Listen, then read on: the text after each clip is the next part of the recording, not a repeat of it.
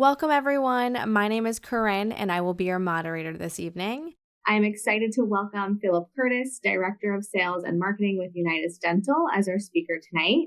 He will be sharing 3 simple steps on how to optimize PPO reimbursements. Before we get started, I would like to take a moment to go over some housekeeping. If you have a question, please type it in the box labeled "Have a Question" on your console, and we will answer them live at the end. And Henry Schein is not offering CE credit for viewing or attending this presentation live or on demand. Phylip, welcome, and thank you for being with us tonight. I'll pass it on over to you. Awesome. Thanks, Corinne. I'm excited to be here. So like she said, we're really excited to go over this topic today. I know this is something that we've talked about in the past, but we're taking a different angle today, specifically for anybody that's looking to start a new dental practice, purchasing an existing practice, or has recently done so. There's an opportunity that lays out there for you when you're credentialing with insurance to get onto higher reimbursements. And I'm really excited to go over that with you guys today. A lot of this material is going to come at you kind of fast, so we'll give you some links, resources to download a guide so that way you can follow along later on and actually implement these steps in your practice. But just want to introduce myself again. Like Corinne said, my name is Phylip Curtis. I'm from Unitas Dental. Here's my contact information. If you want to have a question after the webinar, you can feel free to shoot me an email. But just a quick introduction into Unitas and why we're talking about credentialing and PPOs and reimbursements. We've been helping dental practices to get credentialed with insurance since 2011. We've worked with thousands of practices in all 50 states. And right now we represent over 1,400 dental practices nationwide. This is all we do is help negotiate insurance reimbursements, optimize the reimbursement rates you're getting paid, and more importantly, help you get credentialed. So if you're a new startup practice, we've worked with tons and tons of practices nationwide that are starting from scratch, that just build up their new location. Well, we've also helped lots of doctors who are purchasing an existing practice through that transition process. And then we've helped lots of doctors that are just already in network and have been in network from 2 years to 20 years to 40 years. And so we've kind of run the gamut and we've learned a couple things along the way. So I want to share those with you today. A lot of this information is really helpful for you to implement on your own. And I think that there's a lot of things that you can take away from the presentation today. But we've been doing this for so long, and we've got over 100 people on our staff. This is all we do, but there's lots of practices that need to implement these strategies immediately and faster than we can implement them and on their own. And so that's why we're sharing this information with you today, so we can kind of help as many practices as possible. So let me go on to the next kind of 3 specific topics we're going to hit today. But primarily what we're covering is how can you get credentialed with insurance while getting onto high reimbursements, especially if you're a startup practice. So to us, there's really 3 key areas that matter the most when you're starting from scratch. Those 3 areas are obviously your UCRs. So we're going to talk about how to competitively price your office fees or your UCRs for your area. Then we'll talk about how to ensure you're actually credentialing with the right insurances for your area. And then we'll talk about how to maximize profits and receive high PPO reimbursements. So like I said, maybe you're starting to practice in a couple months. Maybe you just opened your doors. Maybe you've been in business for a long time and you're eyeing a practice down the street. All of these things will apply to you. It doesn't matter if you're looking to start today, you've already started, or you eventually will start in the future. Credentialing with insurance can be kind of a nightmare. It's kind of a frustrating process and take a lot of time, but it can be even worse if you don't understand the ramifications of getting on low reimbursements. So you want to be able to kind of have your cake and eat it too. And that's what we're talking about today is you can credential with insurances and still get on high reimbursement rates at the same time. We're going to dive into those 3 areas right now. Now, I usually do this on our webinars. I realize that this is a ton of information. So what I've done is I've taken all these slides and I've created it and turned it into more of like a guide and an outline. So if you want to actually implement this framework in your practice, and you don't want to just take a bunch of notes and then hopefully you understand the chicken scratch later tonight, you can go download basically the breakdown of this slide presentation in a format that's a guide that you can print. What you're going to want to do is go to www.ppOguide.com, but you're going to put a / and then you put cred-guide. So that's going to take you to the specific guide that has to do with PPO credentialing. So remember to put / cred-guide. That will take you to download that form right now. You'll put in your name, your email, and it will download it immediately, send you an email with a copy so you can follow along, or you can print it out and show it to anybody in your team that you want to help you implement these steps. So go ahead and download that right now if you haven't, and that's going to be super helpful for you today. So let's just kind of set the scene. One of the most common problems that I see when a practice is trying to start from scratch, so whether you're starting a brand new practice or you're buying an existing practice, is there's a laundry list of items that you have to focus on, right? And for most practices, those laundry lists of items come at them in just kind of a barrage of different companies or vendors or people just telling them things that they need to do. But it would be silly if you were to admit that your profitability would be your last step if you're setting up your new practice. No practice owner would ever admit that and think that your profitability is not the most important thing. Obviously, everybody realizes that that's super important.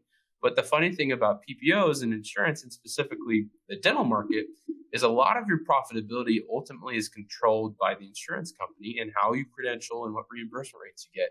And so it's kind of funny, but a lot of times it's the last step on your new startup list to get credentialed with insurance companies. And the reason why is because it's kind of an afterthought. And a lot of practices falsely assume that you're kind of beholden to the insurance company, that you have to accept whatever reimbursement rates that they offer to you, and that you just got to take whatever you can take. And that's not the case. There's ways that you can credential strategically that can get you on better reimbursements. You don't have to take every insurance company out there, and you do have power to negotiate. So you got to understand that profitability should definitely not be the last step of your starting your new practice. But a lot of practices ignore that step until the last minute. And then we've talked to hundreds of practices every month who want help credentialing, but they're opening their doors tomorrow, or they're opening their doors in a couple of weeks. And credentialing in and of itself takes quite a bit of time. It can take anywhere from 1 to even 4 months to get credentialed. And if you're trying to do that, coupled with being strategic on which plans to join and what reimbursement rates you're trying to negotiate, that takes some time. And so you want to make sure that if you have the time and the luxury of maybe opening a new practice in the next month or 4 months or 6 months, or don't even have a target date yet, the more time you have, the better. And that allows you to be more strategic. Now, if you've already opened your doors, or if you're opening soon, it doesn't mean that the cat's out of the bag. There's still going to be some options for you. And we'd be happy to talk to you about what those are. And I'll get into those today. But I just want to remind everybody that enrolling with insurance plans and getting credentialed shouldn't be the last thing on your step. It should probably be the first. Once you have an address and you know what your tax ID is, you should start considering this process. Now, what we're going to talk about first is what UCRs are and how you should competitively price those UCR office fees and why that really matters when you're credentialing and how it controls your reimbursements, because it's a pretty huge factor. Now, there's definitely an impact of billing competitive UCRs. We'll talk about how to find out what other practices in your area are charging for their dentistry. And then we'll talk about how to decide what you should ultimately charge for your office fees or your UCRs. Now, UCR is an acronym that people throw around all the time. It's kind of a strange one. It stands for usual and customary reimbursement or rate. And so a UCR is just interchangeable with an office fee. So it's essentially, what are the sticker prices? What are the internal fees? What's your main office fee schedule? What are you charging for your procedures when you're billing a cash patient, when you're sending a claim into to an insurance company? What are your office fees? So if you're starting from scratch, how do you know what you should charge those at? So we'll talk about those 3 things now. Obviously, there's definitely an impact of billing competitive office fees, right? Insurance companies, we have to realize, set their fee schedules based on the data from a couple factors. One of those is a company called Fair Health, or a nonprofit, or an organization of some kind in the dental industry, which collects multiple UCRs from dentists across the country based on claims data. So that's how they evaluate where they should set their fee schedules. And so when dentists are submitting their claims and when they get these outside parties telling them what the average UCR is, that's what an insurance company is going to use when they're determining what they're going to pay in a reimbursement rate. And so it's important to understand that your office fees not just affect you, but they affect the industry as a whole. And so one of the adages that we kind of go by every day here at Unitas is a rising tide raises all ships. So low UCRs are typically going to correlate with low reimbursements, and high UCRs are going to correlate with high reimbursements, especially in a given area and down to your unique practice. So your office fees are the starting point for all discounts. So if you start out trying to be cheap for your area, you better believe your reimbursement rates are going to be pretty low. A lot of doctors come to us frustrated with their reimbursements. We look at their UCRs and they're in the 40th or lower percentile for their area. That's a lot of times why your reimbursement rates aren't going to come up. Because typically PPO is never going to reimburse you over your UCR, right? And so if you set your sticker prices, your UCRs at a competitive level for your area and a good high range, that increases the likelihood of the PPO being willing and eventually reimbursing you at a good rate, and doing the same for your peers. So how do you find out what your peers and other practices in your area are charging for their dentistry? Because that's another variable that matters, right? Well, there's a lot of percentile-based analysis information out there, something that we provide to our clients and something that Henry Schein provides as well. is a percentile-based analysis to show you what are the most common UCRs for your area across all those main procedure codes. And it will provide you a lot of insight into what other practices are charging. So like I said, we both provide these analysis tools. We typically advise our practices to set their office fees in and around the 80th percentile, which is well above average, which encourages high reimbursements and encourages the likelihood of you being able to negotiate and ultimately getting paid on higher reimbursement rates. So how you do that is you can work with somebody or purchase those analysis-based tools to help you understand where do other peers in your area fit. And if you've already set a UCR fee schedule for your established practice, you should consider evaluating those just to make sure that you're in a good competitive range. Okay.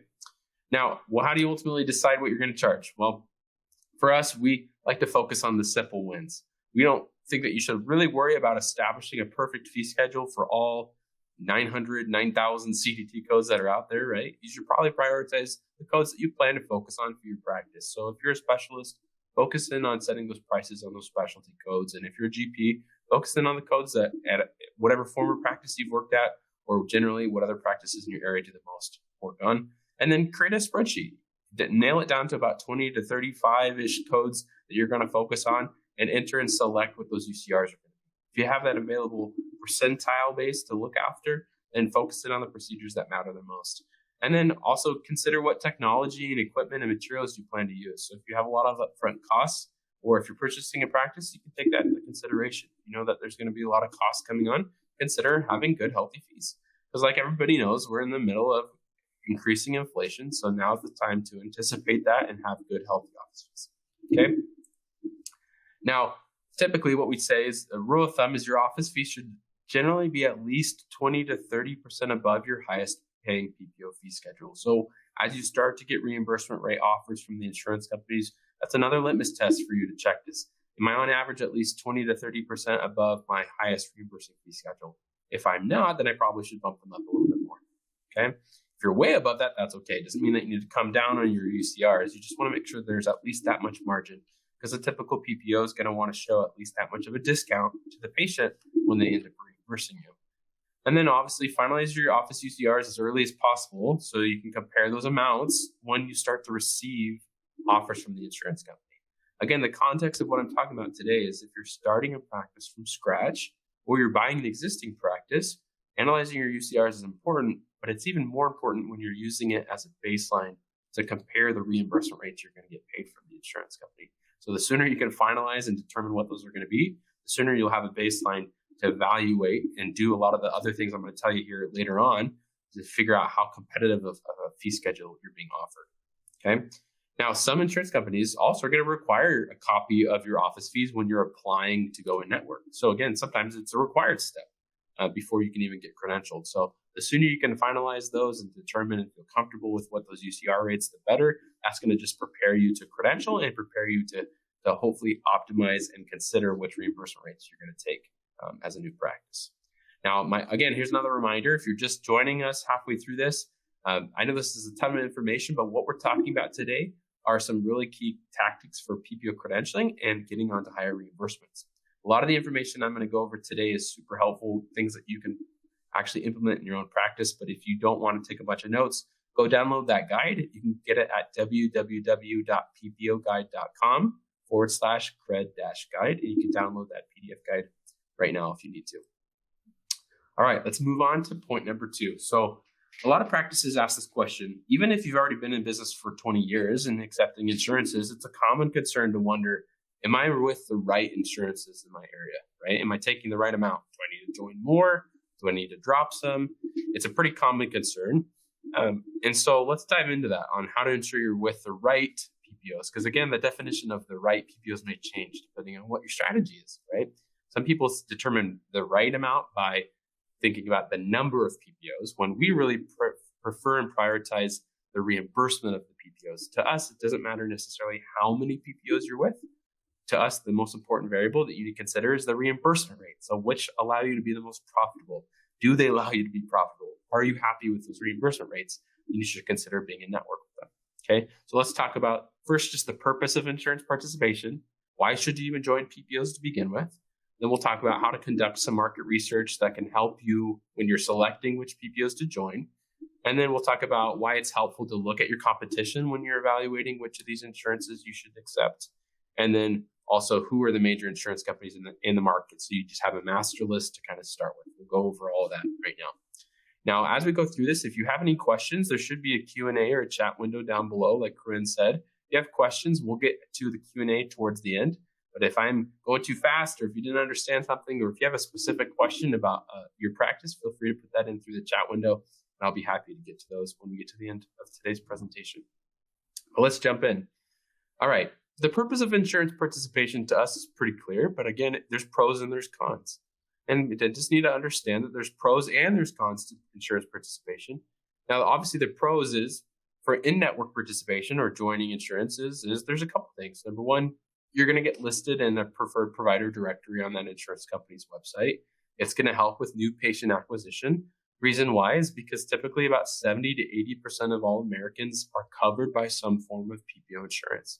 And so if you're in an average area, it's pretty safe to assume that 70 to 80% of every patient you treat is going to be covered by some form of insurance. And the way that insurance works is it's naturally a discount off of your UCR. And so when they pay these premiums and they get either a portion or all of services covered, it incentivizes them to go to an in-network doctor. And so if you want to be able to attract a lot of new patients and attract the average patient, and if you want to improve patient retention, and you want more patients to accept more treatment, there is value in having a network participation with PPOs, right? Because they allow the patient to feel like they're getting a discount, to feel like it's more affordable, and to feel like they can get the dentistry that they need, right? Because they've prepaid for premiums and they've been getting discounts. Obviously, the big con to being a network within insurance is you agree to accept a discounted fee for your service, right? And that's the thing that frustrates a lot of doctors is the exact reimbursement rate they're getting.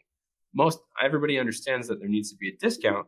Now, the question is just how much of a discount and what type of reimbursement am I going to get? And then another frustrating part of it is that discounted rate, most of the time, is dictated by the insurance company. So it can be frustrating as a doctor when you might feel like you're a little bit helpless and that you have to participate with PPOs, but you might also feel, I don't get to dictate what I'm paid. So I'm just kind of at the mercy of the insurance company. The beauty of what we're talking about today is there's ways that you can be strategic and negotiate and optimize to get better reimbursement rates so you do have more control than you think you do. And that's what we're going to go over today. But just keep that in mind when we're talking about these next couple of things. All right. So obviously, how is conducting market research going to help you pick the right PPOs? Well, it's important to look at a couple of different factors, employers in your area and competitors in your area. And so one of the things that we recommend doing is identifying who are the largest employers in your surrounding practice. So who's within like a 30-minute driving radius, because that's a pretty reasonable radius. Who are those large employers, right? Whether they're national employers like Walmart or Target, or maybe it's the school district, or maybe it's the police station. Identify who those large employers are and put them in a spreadsheet, and then determine which insurance company their benefits are administered through. And the way that you do that is a lot easier than you think. You call up the employer, ask to speak to their HR department, and ask them who they administer their benefits through. A lot of companies will tell you, yeah, we're with Cigna, or yeah, we're with Delta, or yeah, we're with Guardian. And you can start to list that out. What that will do is it will start to reiterate and confirm these are the PPOs that you should potentially participate because these are the ones that are being accepted in your area. And you should consider contracting with those. And so we'll talk about the process here of reaching out, gathering reimbursements, and considering to Credential, but those should be on your kind of your hit list here. Those are the PPOs you should focus on. And a lot of times people think that there's some magic report, but honestly, it's just doing a lot of due diligence and calling those major employers. And then obviously, once you've collected all that info, use it to your advantage. Consider utilizing that as a part of your marketing efforts. So if you want to send brochures or flyers or meet with those companies and say, hey, I'm a dentist in this local area, we're opening, feel free to use that. Because again, if you're going to go through the effort to collect all that information, then why not double up and use it to your benefit? But conducting that research is going to be super helpful. It's not necessarily going to surprise you. I'm sure most of these employers are going to take national PPOs that I will show you here the list here. You'll probably recognize all these names. But if anything, what it does is it makes you feel more confident about considering to join them.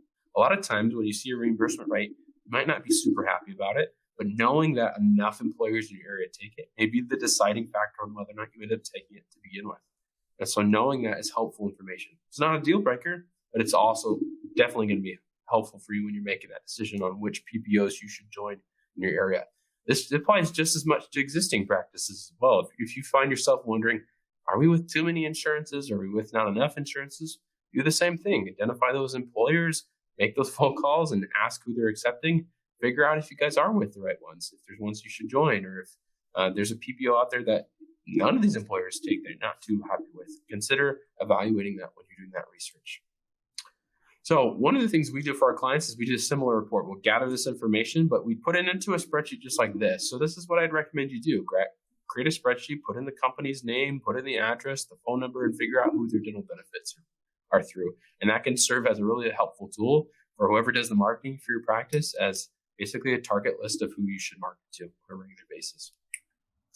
Why is it helpful to look at your competition? Not just the employers in your area, but the competition and other practices. Well, obviously, those competition are already in network. They're already probably participating with a number of PPOs, but understanding who they're with can also be a helpful factor when considering who you should join as well. Identify your nearest competitors. So that's pretty dang easy. There's very few industries where it's this simple to figure out who your competitors are. A simple Google search will find that out for you. Review their websites. A lot of practices put their insurance participation on their website, as they should, so their patients know, but you can use that to your advantage. So review those insurance websites. You could also review specific insurance PPO directories for those practices if you wanted to do some super due diligence, and then compile a list of your findings. And ideally, I would suggest that you're going to match their PPO participation at a minimum and say, okay, if all of these doctors in my area, are accepting these PPOs, I should probably participate with them because it's probably an indicator that they are popular. And then also identify the insurance companies that they're not with and reach out and do your due diligence that we'll talk about here in a minute to figure out what those insurance companies are reimbursing. And if it's a digestible reimbursement for you, consider filling the gap. That's a great way to get new patients in the doors. If nobody's taking Delta, or if nobody's taking MetLife, or if nobody's taking this random employer plan out here, consider joining them, especially if you're not a network. And a lot of that sleuthing and due diligence that you can do is pretty easy. It's all online. PPO directories are publicly accessible. Websites are publicly accessible. So with a little bit of due diligence, you can find out what your competition is accepting. And at a minimum, I'd consider mirroring what they're doing and then filling in the gaps of where they're missing. Now, obviously, here's a list of the major insurance companies. You're probably familiar with most of these names. The reason why is either because you're already in business, or you've worked at another practice, or you watch TV, right? Most of these PPOs have commercials, so most people know and recognize a lot of these major carriers' names. And also because most of these are medical insurance companies. They're not purely dental. So they have dental and they have medical. And so a lot of times they're national carriers across the whole country. And these typically make up the majority of the market. Most patients you treat will be in some form related to one of these PPOs, whether that's because they are specifically getting insurance from them, or their employer is getting some type of a white labeled or employer-based custom plan that's still provided as a sub-plan underneath one of these insurance companies. So obviously there's Aetna, that's a big one. There's Emeritus, there's Anthem and Blue Cross. It kind of just depends on the state. So there's what's considered Anthem, there's something called Unicare, and then there's typically a couple of Blue Cross, Blue Shields of every state. There's a company called Carrington, Cigna, Connection Dental, or GEHA. Delta's a big one. All of these are pretty major carriers in the country. So what I would recommend is considering joining these and doing the evaluation we'll get to here in the next step is reaching out to most of these major carriers. These are really the big players across the country. Final reminder, if you haven't downloaded that guide yet, go to ppoguide.com/cred-guide and download that PDF. It's super helpful. I don't want you to feel like you got to take a bunch of notes today. So if you go download that, you can print out a step-by-step framework of what we're going over today. All right, point number 3. Looks like we're about halfway through. So how can you maximize profits and receive high reimbursements if you're going to credential? So there's a lot of common mistakes that practices make that lead to getting lower reimbursements and not understanding what they're signing up for. Then there's also things to consider, like there's ways you can ensure that your reimbursement rates are competitive for your area, and there's ways to minimize and maximize the benefit, minimize risks and maximize benefits when you're participating with insurances. We'll dive into how you can join an insurance company without sending in a specific credentialing application, how you can still remain in network through a partnership, kind of optimize that reimbursement rate so you can still get paid on a higher contract. This is where we're going to get into kind of the tips and tricks of what I think are the most important pieces of if you're going to credential, you're going to join insurance as a new practice. These are probably the most important things and a lot of the most common mistakes that practices make. Okay. Now, if you haven't used the chat window down below, I am curious, those of you who are on the call today, how many of you are actively building a practice right now? So you're in the middle of the build process. Let me know through the chat window. Let me know if you've just opened your doors. And then also let me know if you're planning on buying or you're in the middle of a purchase. That would be helpful for me to kind of gauge. The reason why is because there's different nuances to each of those scenarios. If you're already open, if you're purchasing, or if you're building, there's going to be some nuance. And so it's important to know. And if you're just curious, go ahead and put that through the chat window. Let's jump into some of the most common mistakes that come from when you're building or buying a practice. One of those most common mistakes is believing that fees can be negotiated after you credential. We talk to too many practices every month who come to us 2 or 3 or 4 months after they've credentialed, wanting to pick up the phone and start to negotiating their fees. Problem is that once you credential with an insurance company, you've agreed to those reimbursement rates, and most insurances are going to be pretty unwilling to negotiate those rates because you just established those contracts. Most of the time, they'll try to make you wait about 2 years after you've credentialed before they'll be willing to negotiate that specific rate. Doesn't mean that there won't be other strategies that you could try to increase the reimbursements, which is called more of like along the lines of optimization. But it's important to realize that if you haven't credentialed yet, your window of time to negotiate is much more important than and that much more carries that much more weight if you haven't sent in an application yet. Okay. Now, if you submit a credentialing application, like I said, that's going to tell the insurance company that you agreed to join their network and you're going to accept that discounted rate of reimbursement. So before you submit an application, if you don't do that without first reviewing a fee schedule, the insurance carrier is going to probably assign you to a generic fee schedule for your practice. Like I said, once assigned, most of those fee schedules are not going to be negotiable for more than 24 months. Another one is being unaware that plan selections correspond with reimbursement. A lot of practices just fire off a bunch of applications, check all the boxes, and don't pay attention that when you credential with an insurance company, there's typically multiple plan levels, each of which associate to different fee schedules. And if you haven't checked those fee schedules out, sometimes some of them are worse and some of them are better. So you don't necessarily have to join every plan that exists underneath that PPO's plan level. And so you want to be more particular with that.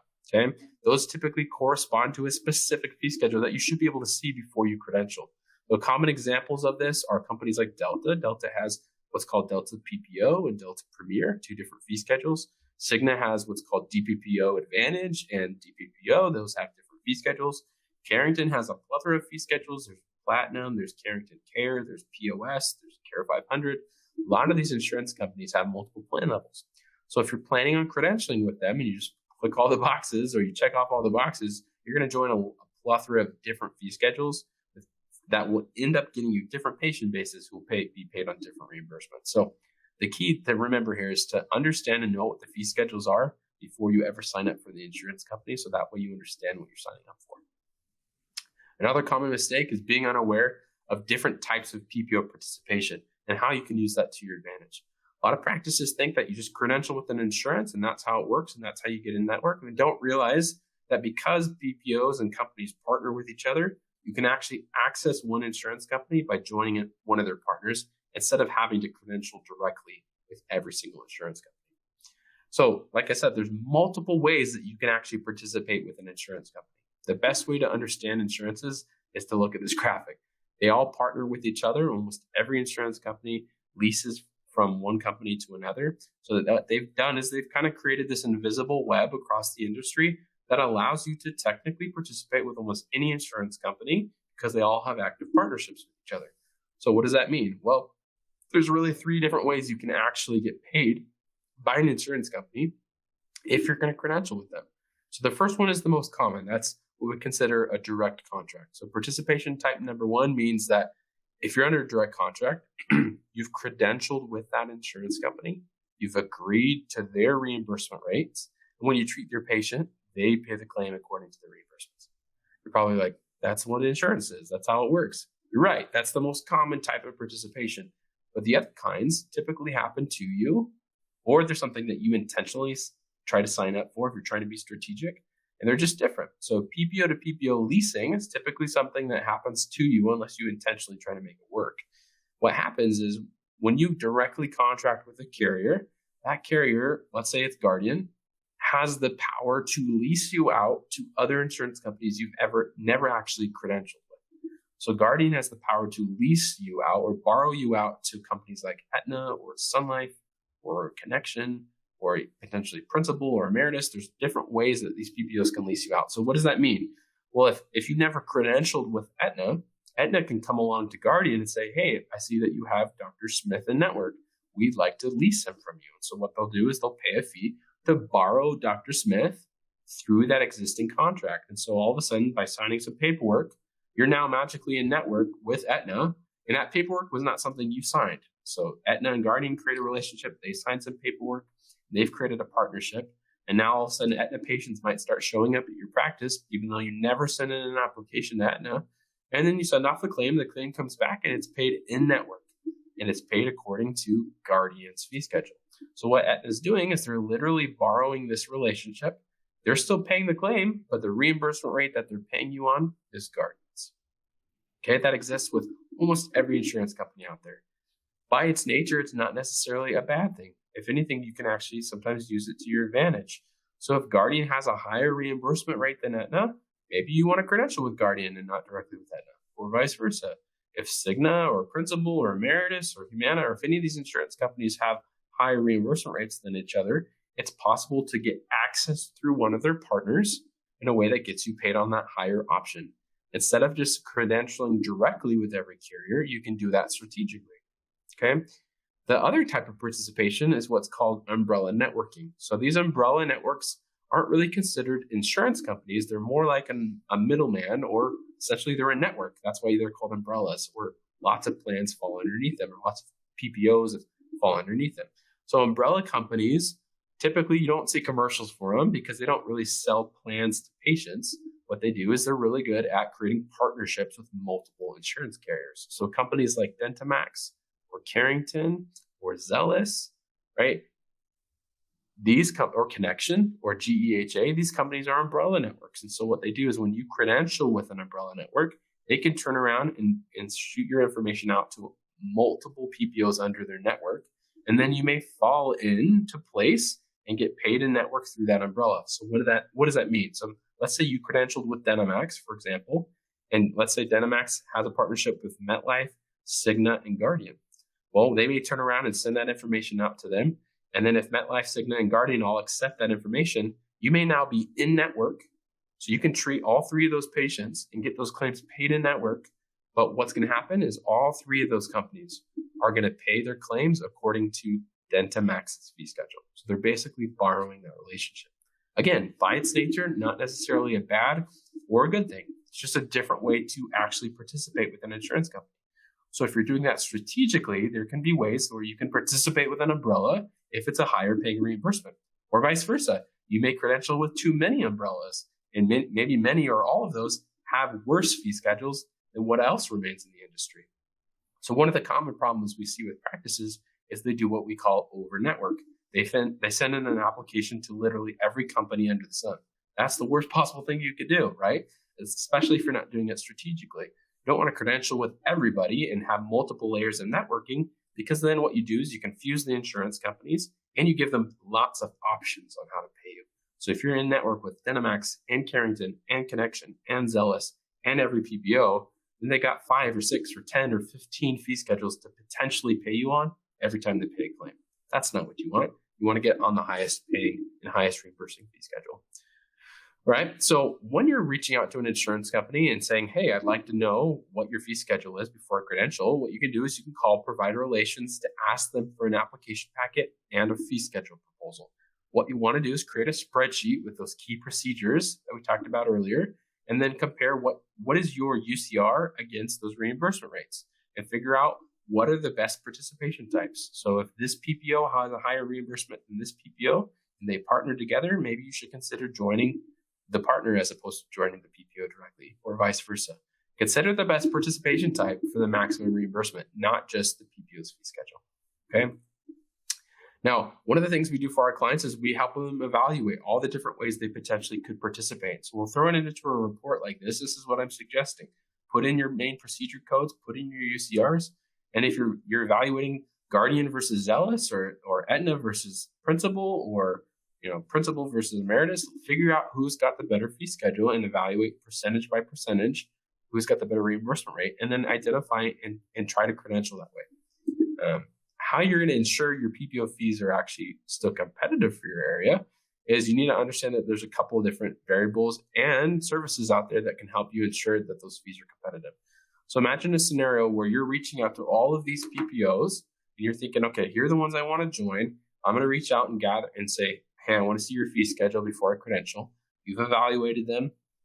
Well, how do you even know that those fee schedules are competitive for your area? How do you know that PPO is not willing to pay a better offer, right? How do you know that that's actually even a competitive rate against practices in your surrounding area or in your state? A lot of times you won't know that answer. And so you got to realize that, like I said from the beginning, when you credential, you'll get locked into that fee schedule for typically a minimum of 2 years. So you want to negotiate first before you credential. One of the things that we provide at Unitas is we have the data to compare your offers against other practices in your area that we've worked with to determine how competitive those fee schedules are. We also have dedicated recruiters that we've been working with for years, and we've got high-level insurance contacts that we can reach out to negotiate prior to credentialing. So that's part of the benefit that we provide as a service is to ensure your fees are competitive. We credential thousands of providers every year. And so we have the power of that and the leverage to go to these insurance companies and attempt to negotiate so we can get good offers from them and then also evaluate to see how good that offer is from each insurance company. Now, when you're trying to rearrange how you participate or strategically partner, and if you say, all right, it may be better for me to be in network with Guardian through Zealous or with Emeritus through Principal, you got to prioritize your PPO participation sooner rather than later and realize that it's pretty complicated to figure out how to get it to shift. And so if you're wanting to maximize and those benefits, you got to remember that this takes time to shift from one PPO to another to get these partnerships to fall into place. And you want to make sure that you're evaluating each company's fee schedule before credentialing, and then consider those different participation options and develop a strategic plan. Okay. But you also don't want to rely on your insurance companies for specific marketing. So do your own marketing, right, for your practice. Ensure that you're doing that prior to opening your doors, and then make sure that you're participating and getting paid the way that you intended to. Another thing that you can do to minimize some risks is make sure that you're submitting your UCRs on the claims, not your PPO fees. Something that practices do quite often is they submit their reimbursement rates on the claim because they don't want to see a write-off when it comes back. The reason why you don't want to do that is PPOs expect you to submit your UCR for a couple of reasons. That's how they know what UCRs are so they can change their fee schedules. And secondly, when they provide a claim back to the patient, that's how they show that there's a discount. Okay. And then likely it's important that you realize that you're going to be able to potentially negotiate every 2 years. So plan to do that. Keep that in mind and realize and schedule that out. Another thing to do is to try to cast a wide net. So the more patients that you have, the more potential you have to grow. And so be willing to join PPOs if they have decent reimbursement rates. But then as you start to practice, analyze your patient numbers and your plans from the start and realize which ones are the most important to you. And those are the ones that you're going to want to continue to negotiate with on a regular level. And then plan to reevaluate your participation every year. So things change, reimbursement rates change, patient demographics change. So you need to constantly be looking out and figuring out, how am I participating? Am I being paid the way that I intended I was going to be paid? Is this still the optimal way to be paid in my area? So do that on a regular basis. But for us, what we recommend, obviously, is to use experts like Unitas to evaluate all of these things for you. We have a service where this is all we do. We look at your office fees. We help you set those for your specific area. We do that specific market analysis to tell you what are your peers in your area and your employers, what type of benefits do they have, and so who should you join. We'll do fee schedule collection and negotiation. So we'll leverage the power that we have with the multiple practices we represent and the points of contact that we have to negotiate on your behalf to ensure your offers are competitive. And then once we've arranged that, we'll figure out what's the optimal way to participate. So which PPOs can you partner underneath each other? We'll create a customized strategic credentialing recommendation report for you to say, here are the PPOs you should join. Here's how you should participate with them. Here's how much of an increase that is over what the standard option is. And then we'll actually carry out the full credentialing process, right? So we'll do the start to finish credentialing. We submit thousands of applications every year. So we'll fill out the applications, get them sent in, make sure that they're accurate, and get you credentialed. We also help with a bunch of other things, like help you set up a discount plan. We give you what's called the Unitas Library. So important resources and questions that you have about starting a new practice or working with insurance. We've got a whole plethora of documents on that. And then you've got a whole dedicated Unitas representative to walk you through this process for over 12 months and walk you through your first year of practice. So we've got a service that accomplishes a lot of what we talked about today. And so if you'd like to schedule a complimentary consultation with our team, you can do that. They're over here on the right-hand side of your screen, there should be a button that says to schedule a consultation. It's complimentary. We'd be happy to talk to you about what our practice start service looks like. But at a minimum, if you'd like to implement these steps on your own at your practice, I recommend that everybody goes and downloads that guide. It's, like I said, it's www.ppoguide.com, but it's /cred-guide. So you can download the steps of what we went through today. If that was helpful to you, then I hope that you'll download that guide so that way you know what the steps should be and how to implement them in your practice. But we would be more than happy to speak with anybody. It's a free complimentary consultation about how our practice start service works and any tips and advice that we can give to you. If you're starting a practice from scratch, or if you're building or buying a practice, or even if you're already existing, if you've been in business for 20 years, there's still a lot of help. And that's a lot of the business that we do on a regular basis is help negotiate existing reimbursements. So we're happy to chat with anybody about that. But now I know we've got a couple of questions. So Corinne, I want to turn it back over to you and we can kind of start knocking out some of those Q&As. All right. Awesome. Thank you, everybody. I just highlighted the have a question box and the complimentary consultation box on your screen. Both are located on the right-hand side. So Phylip, you already answered the number one question, which was asking for the guide web address again. So that was already answered. Our next question is from Patricia, who asks, or who says, the existing dentist is a S Corp and has his NPI, but has hired a dentist to work for him. He will get the money, but she is the providing dentist. Will I enroll the new dentist under the existing dentist or as an individual dentist? So I can't give any tax recommendations on how you set up your entity, but if you want a doctor, the rule of thumb is if a doctor is going to be treating patients, regardless of whether they're an associate, independent contractor, an owner, they're going to be treating insured patients and you want those claims to be paid in network. That doctor has to be credentialed at that location under the owner's tax ID number. So if he currently has an S Corp and that has its own tax ID number and this associate is coming on, whether he or she's an owner or an associate, you're going to credential that doctor with whatever PPOs you want under that tax ID at that location. So when you fill out a credentialing paperwork, they're going to ask you all those details. Who's the doctor? What's their NPI number? But not just that, but also what's their license? What's their malpractice? And then what location are they joining? So are they joining this address with this tax ID number? And that's where they'll get credentialed. Because that's a common mistake that practices think is if you bring on an associate or an owner, if they've been credentialed at another location somewhere else, or 5 or 10 or 15 locations somewhere else, doesn't matter because credentialing follows the doctor per location. And so the question you really need to ask yourself is, do I want this doctor to treat patients who are insured? And do I want those claims to be paid in network? If so, I have to credential that doctor underneath the tax ID number of the owner at this location. So that way, when the claims are paid, they'll be paid to the entity. Okay. Now, if you wanted the doctor to be paid, right? So if the doctor was an independent contractor and you wanted the doctor to receive the claim reimbursement rates, that's an entirely different story. It depends on the insurance company. So if you want the doctor to get the reimbursement rate, so they're paid directly, then you want to consult with each individual insurance company on how they recommend you do that. Most practices don't do that though. Most of the time they credential the doctor underneath the tax ID number. So that way when the claim's paid, it's paid to the entity, not to the doctor. It's paid to the whether that's an S Corp, an LLC, or anything like that. That's where the claim's going to get paid. So hopefully that is helpful to you, Patricia. If you have more questions or if that didn't answer your question, feel free to schedule a call with us and we'd be happy to give you more info. Thanks, Phylip. All right. See if we get any more questions. Just as a reminder, that's located on the right-hand side of your screen. in a box labeled "Have a question." If we don't have a ton of questions, I definitely know that there's a couple of things that practices ask on a regular basis. So I think I can kind of go over those right now, Corinne, if you think that would be helpful.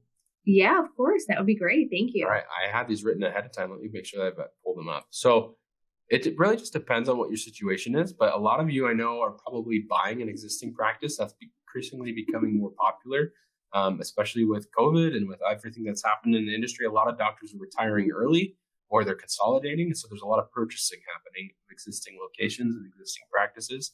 So when you're purchasing existing practice, I really think that there's a lot of misconceptions about or assumptions that are made when you're credentialing for the first time or when you're purchasing and bringing over an existing practice. One of the things that practices bring up a lot is they assume that the fee schedules or the fees are going to be inherited when you purchase an existing practice. So let me say that again. If you're planning on buying an existing practice that's already in business, a lot of the times when you're evaluating that practice to buy, one of the things practice owners look at is they look at that person's fee schedules and they say, well, how good are his or her reimbursement rates? Because that's going to be something I want to consider. The problem with that, though, is for those of you who haven't acquired a practice yet and haven't found this out, a lot of PPOs are not going to guarantee that you'll inherit the previous owner's fee schedules. And so what that means is evaluating his or her fee schedules isn't super relevant. A lot of times they'll try to reestablish a relationship with you if you're credentialing for the first time as a new owner, even if it's an existing location, they'll try to change your fee schedules. So a lot of times when we're working with a practice to do this practice start service, a lot of times what we're doing is trying to attempt to negotiate just to keep you on the existing fee schedule. It's a dangerous assumption to think that you're going to just inherit the reimbursement rates that doctor agreed to. Doesn't matter if he negotiated or she negotiated a year ago or 20 years ago. A lot of times we try to reestablish that partnership. So again, one of the risks of buying an existing practice is they may try to change that fee schedule. So working with somebody like Unitas to negotiate that arrangement is an important thing to realize. I got a couple more. I'm going to go over these until we see some more Q&As. But another thing too is to properly plan to avoid out-of-network time. And so if you're purchasing an existing practice, you want to make sure that you're timing your credentialing properly. So if you're already an associate at a practice and you're buying out the owner doctor, you should already be credentialed. And so there's a way that you can just simply do a TIN change, make sure that you're avoiding out-of-network time. But most purchases don't happen like that. Most purchases is you're buying somebody outright, and the doctors that are coming in, whether they're an owner or not, are not already credentialed at that location. And so you want to time your credentialing properly so that way there's minimal or no out-of-network time when you're making that transition happen. A lot of doctors don't realize that. They'll buy up a practice, they'll come in, and they'll try to submit claims out underneath the old tax ID number. And if those even get paid in network, they're going to get paid to the old entity, which then how are you going to get paid? Or they start submitting out under their new tax ID number and they didn't realize that they haven't re-credentialed at this location. So the claims get paid out of network. So you want to make sure that you're getting those credentialing applications in or those TIN change applications in as soon as you possibly can to minimize and shrink that window of the overlap between owners.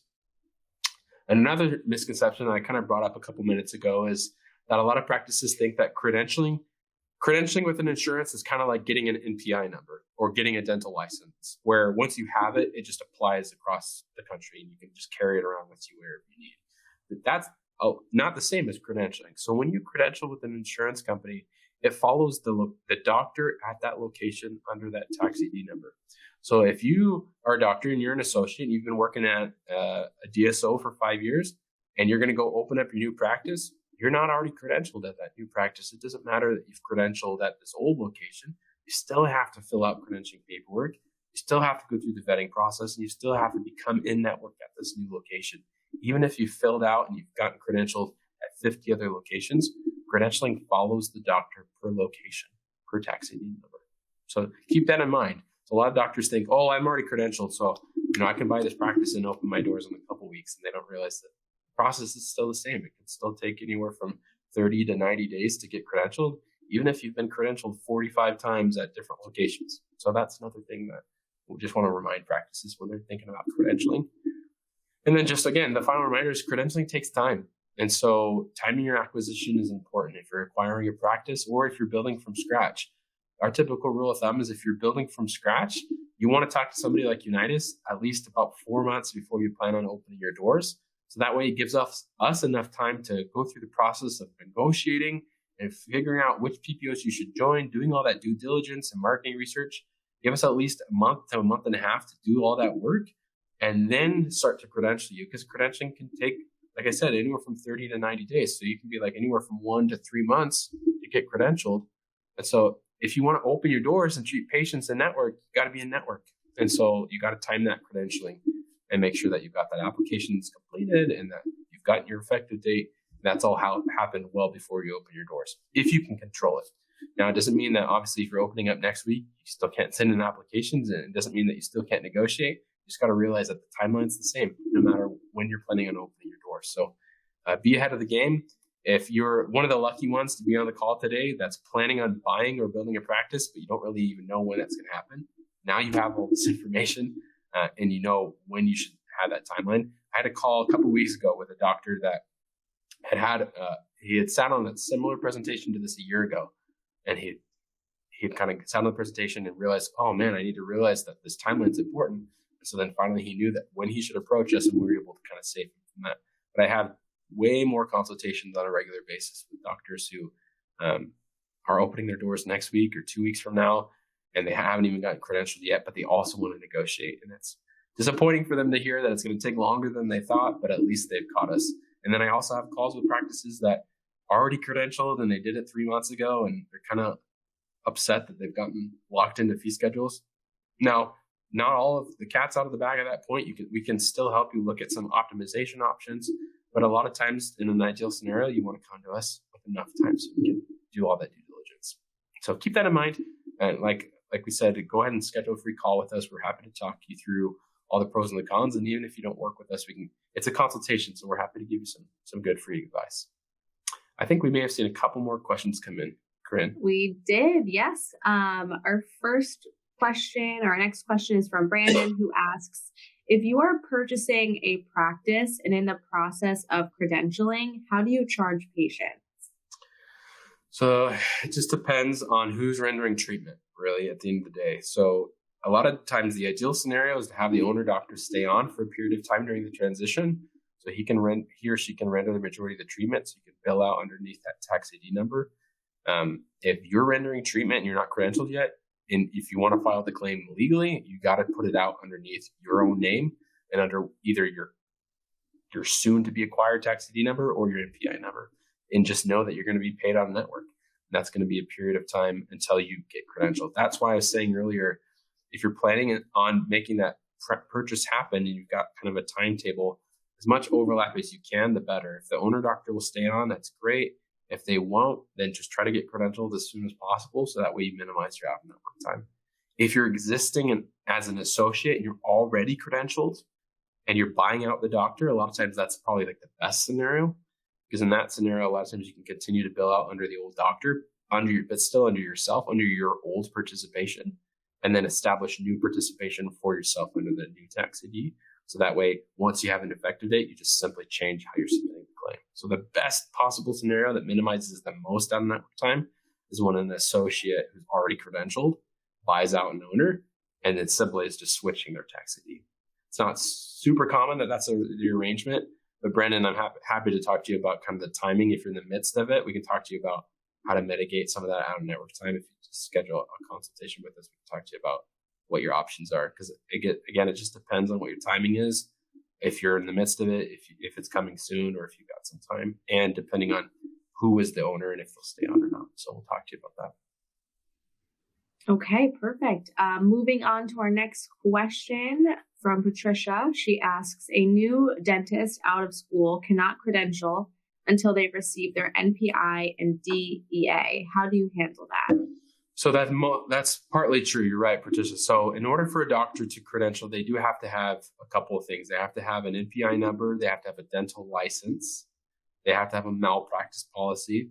They don't actually have to have a DEA or drug enforcement license yet.